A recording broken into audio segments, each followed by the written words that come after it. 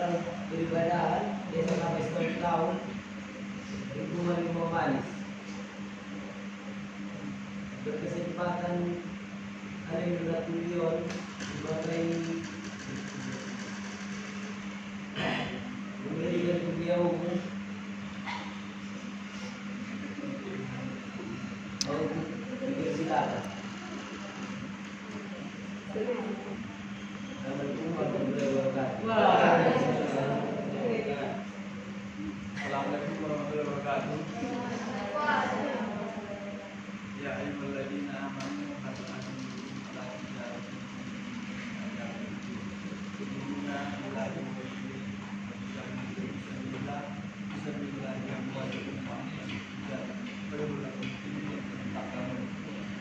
pertama-tama mari kita menjadikan kepada hadirat tapi kita berada di masjid Al-Falah lingkungan Limau Manis telah memberikan kepada masih dapat berjumpa dan bertatap muka langsung di ruangan yang kita menuju. Selanjutnya salawat kirimkan salam kepada Nabi kita Nabi Muhammad SAW yang kita harapkan semuanya di hari yang kelak. Jadi yang saya hormati Abang Ketua NNB Sahabat Tahun dan juga Ketua NNB Lingkungan Limau Manis serta rekan-rekan juang dari mahasiswa Universitas Nusantara dan mahasiswa-mahasiswa yang tidak dapat saya sebutkan satu persatu namanya. Jadi dalam kesempatan ini kami memberikan kuliah umum yang dimana ini tugas dari pembimbing lapangan kami Bapak Yulianto kita sebut SE Magister Sastra Indonesia. Jadi adapun judul yang mau kami presentasikan pada kesempatan ini yang dimana kawan-kawan dari NNB sampai setahun semoga menjadi bermanfaat khususnya bagi kita semua. Jadi judulnya Manajemen Masjid Sentral sebagai sentral peribadahan.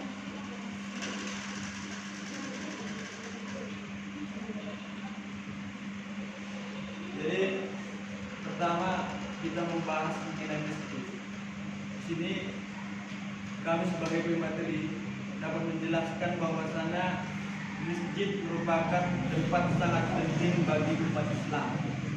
Masjid memiliki fungsi, banyak masjid tidak hanya berfungsi sebagai tempat ibadah, mahdah, sholat dan itikaf.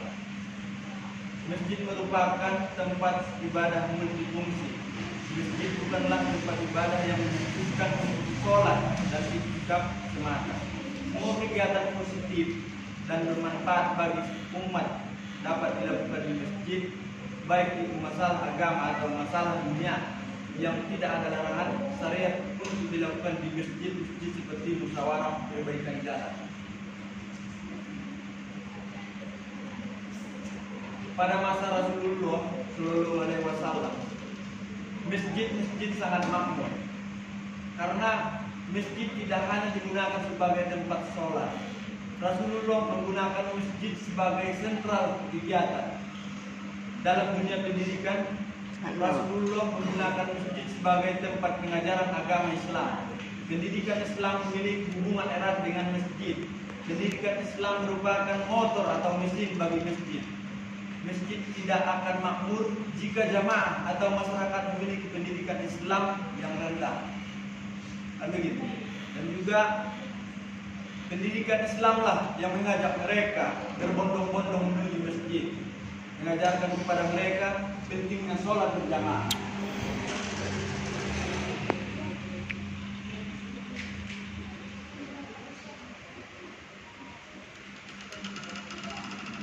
Yang kedua, dapat kami jelaskan di sini bahwasanya fungsi dan peran masjid. Pada masa sekarang, masjid semakin perlu untuk difungsikan karena diperluas jangkauan aktivitas dan pelayanan serta ditangani dengan organisasi dan manajemen yang baik. Tegasnya, perlu tindakan mengaktualkan fungsi dan peran masjid. Meskipun fungsi utamanya sebagai tempat menegakkan sholat, namun masjid bukanlah hanya tempat untuk melaksanakan sholat. Di masa Rasulullah, selain dipergunakan untuk sholat, berzikir, dan beriktikaf, masjid bisa dipergunakan untuk kepentingan sosial. Dalam perjalanan sejarahnya, masjid telah mengalami perkembangan yang pesat, baik dalam bentuk bangunan maupun fungsi dan peranannya. Hampir dapat dikatakan, di mana ada komunitas muslim, di situ ada masjid. Memang umat Islam tidak bisa terlepas dari masjid, betul kan kawan-kawan? Betul. Ya, dan juga kita sebagai pemuda, pernah saya baca kata-kata bijak bahwasanya bangsa yang maju tidak akan bangsa yang besar tidak akan maju kalau tidak digerakkan oleh seorang pemuda. Itu kawan-kawan. Betul. Untuk itu mari kita sama-sama bahu-membahu untuk berbuat kebaikan, terutama melaksanakan kewajiban. Itu memang sudah tanggung jawab kita kalau sudah ambil balik bagi kita umat Islam ini. Jadi selanjutnya mengenai penyambutan Hari Kemerdekaan. Kenapa? Hari Kemerdekaan itu sangatlah bersejarah bagi bangsa ini. Jangan pernah sesekali melupakan sejarah. Kata Soekarno, jas merah. Kalau mahasiswa, dia itu pasti pernah membaca jas merah. Jangan sesekali melupakan sejarah. Karena bangsa kita ini sangat banyak potensinya, terutama sumber daya manusianya harus kita tingkatkan kualitasnya, jangan hanya eksistensi. Makanya umat Islam itu mewajibkan umat Islam untuk menuntut ilmu. Pernah guru-guru mengatakan selama waktu di bangku SD, karena tuntutlah ilmu itu walaupun ke negeri Cina. Kan betul kan? Untuk itu mari sama-sama kita introspeksi diri. Apakah yang sudah kita sumbangkan kepada negara ini dan apa yang sudah kita sumbangkan kepada agama kita, terutamanya umat Islam.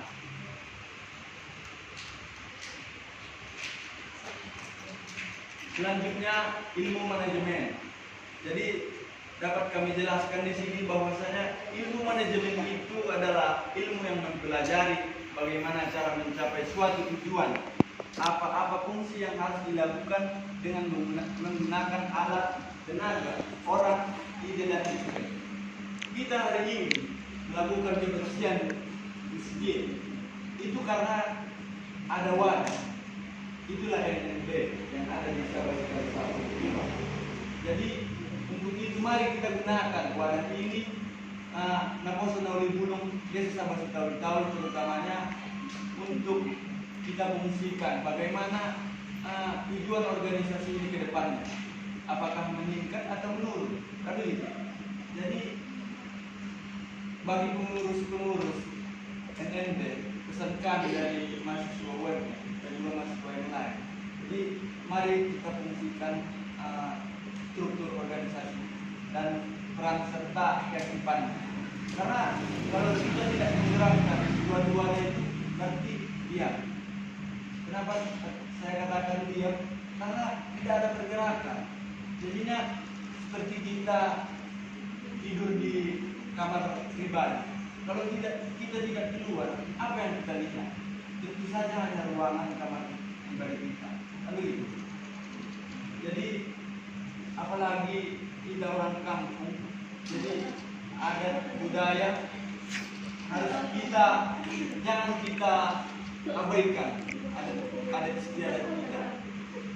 Jadi saya berpesan, mari sama-sama kita bersatu, bergotong royong, bahu-membahu untuk memajukan desa Sabah Sudawitau. Karena nantinya letak kemajuan desa Sabah Sudawitau ini terletak pada kawan-kawan sekalian, baik dari poso-poso dan bujur-bujur.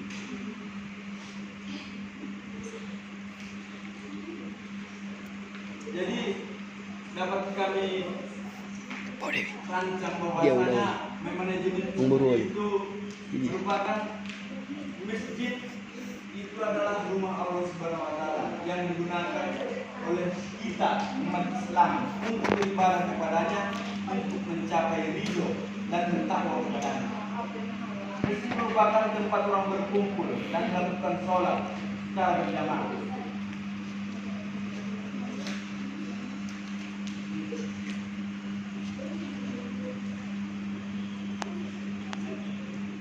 Jadi bagaimana yang sudah tertera sebelumnya bahwa memakmurkan masjid haruslah sudah tentu harus merealisasikan fungsi-fungsi masjid sebagaimana mestinya dapat kami paparkan. Yang pertama, perencanaan.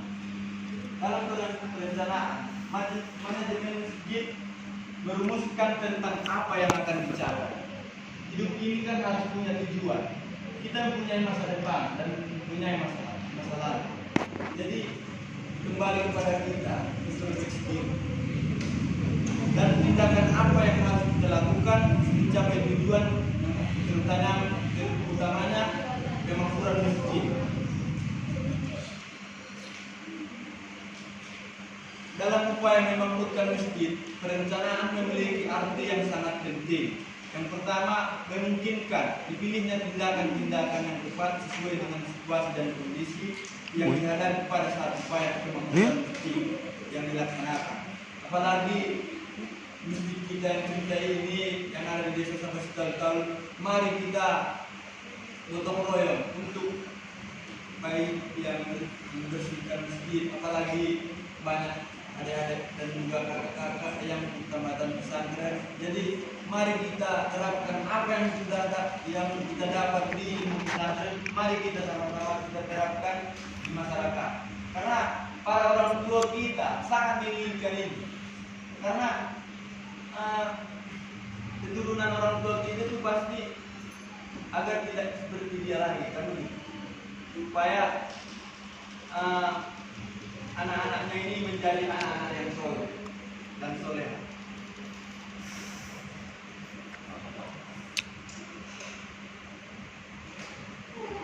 Yang kedua, pengorganisasian. Perencanaan kegiatan masjid yang matang harus dilaksanakan dengan baik oleh pengurus masjid, terutama badan pemakmuran masjid. Untuk itu perlu pengorganisasian yang solid bagi pengurusnya. Pengorganisasian masjid adalah penyatuan, pengelompokan dan pengaturan pengurus masjid untuk digerakkan dalam satu kesatuan kerja sebagaimana yang telah direncanakan sebelumnya. Dalam manajemen masjid, pengorganisasian memiliki arti yang sangat penting. Penugasan staf pengurus lebih mudah karena sudah jelas seksi apa atau siapa yang harus melaksanakan suatu bidang kegiatan di dalam masjid. Yang kedua, memudahkan tenaga pelaksana yang tepat, yang memang betul-betul bidangnya. Karena dalam pengorganisasian bukan hanya menyusun struktur, kepengurusan dan menempatkan orangnya, tapi juga menguraikan tugas dan tanggung jawab sehingga bisa dipilih siapa yang tepat menempati posisi suatu pengurusan. Cut, Bang.